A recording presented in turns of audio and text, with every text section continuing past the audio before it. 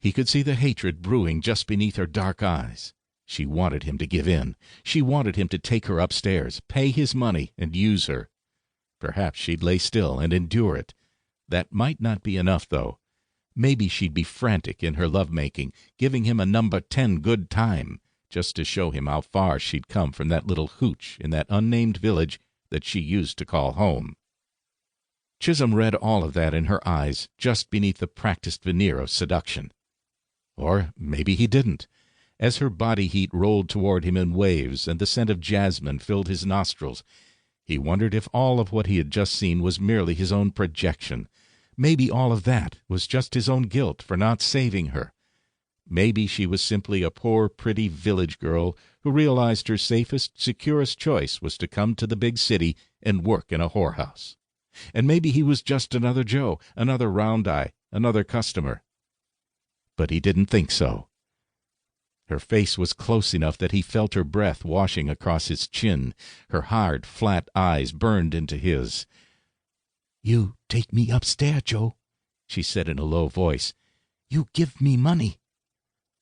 "I'm sorry," Chisolm whispered to her. "I really am." He leaned away from her, then stood. Pulling his money from his pocket, he counted out enough to pay for the beers. He dropped it on the table and turned to leave. Mama-san appeared at his side. "Problem?" she asked, her voice silky sweet. "You no like this one? I have other girl." "No, it's okay," Chisolm said. "You stay," Mama-san said, touching Chisolm gently on the arm. "I find you one you like." Chisolm shook his head. Wordlessly, he peeled off enough money to pay for Mai's services. He paused, then counted out twice as much more and handed all of it to the madam.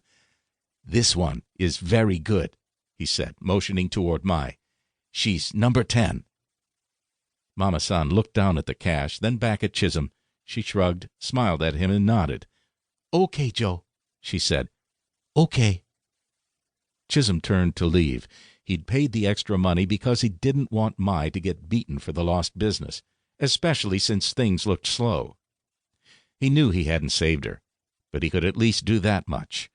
He pushed open the door. Across the busy street was another bar, with another whorehouse upstairs or in the back. He made his way across the street, dodging pedestrian traffic, cars, and motorcycles. The bar had 2 outside tables, both empty. Chisolm sat at the one furthest from the door. A young girl appeared immediately at his table, no older than the prostitute that Bobby Ramirez was probably in the middle of having sex with right at that moment. "You like drink?" Chisolm nodded. "Whiskey," he said, and raised 2 fingers. "2 of them." She nodded. "Okay." "Thanks." Chisolm stared across the street, his jaw set. "You want come inside?" the waitress asked, her practiced speech rolling out. "I take you in back for good time." Chisolm turned to her with a hard stare. "Just bring me the goddamn whiskey," he growled at her. Her eyes flew open in surprise and fear.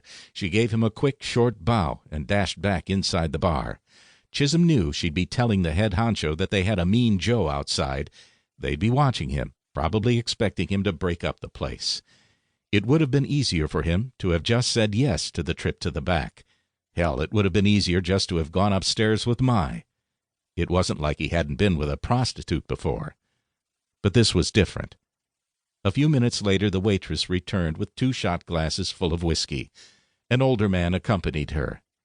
As she set the glasses in front of Chisolm, flashing him a nervous grin, the papa-san gave Chisolm a friendly smile. "No trouble," he said, his voice light and accommodating. "Okay, Joe?" Chisolm slammed the first whiskey back.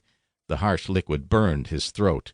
Warmth radiated from his belly and into his chest. He lifted the second shot, toasted Papa-san and the waitress wordlessly, smiled grimly, and sipped the whiskey. "No trouble," Papa-san repeated. Then he and the waitress left together. Chisolm held the warm glass in his fingers. He stared across the street at the small door.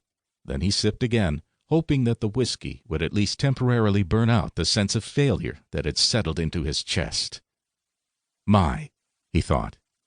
Her name is Mai.